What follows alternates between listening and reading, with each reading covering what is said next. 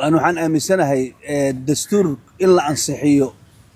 waa arrin mandate ah hay'ado gaar ah oo dastuuriya ayaana ku shaqo leh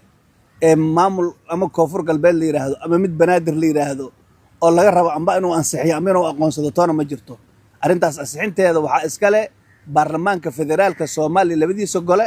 aqalka sare iyo golaha shacabka baarlamaanka wayna ansixiyeen ayagaana ah hay'adda midasho dhammaan gobolada Soomaaliyeed hadday caasimadda dhammaan dowlad goboleedyada yani min raas kabooni ilaa raas caseer Soomaalida ku dhaqan hay'adda dastuuriga ah ee matasha ee mandate-ka u leh inay dastuur u ansixiso inay dastuur wax ka bedesho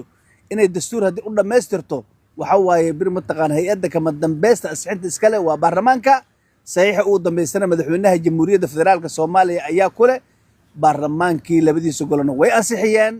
madaxweynihina wuu saxiixay sidaas oo dastuur Soomaaliyeed ku yahay cid kale ee wax laga dhigaysanayo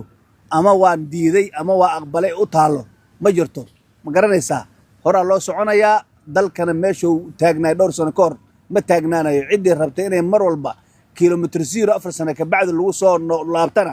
yani imaanka Allah geliyo wadankan doorasho toos u aaday muqdisho oo caasimadda wadankaana way ka qabsoontay wadanka intiisa galana way ka qabsoomaysaa goortii uu Ilaahay ugu tala galo waxaana hogaaminayo dawladda federaalka Soomaaliya marka waxaan leeyahay ma loo fadhinayo cid doonaysa inay kilomitir 0 wadanka ay ku hayso intaasaan ka leeyahay taas dastuurkaas uu ansaxsan yahay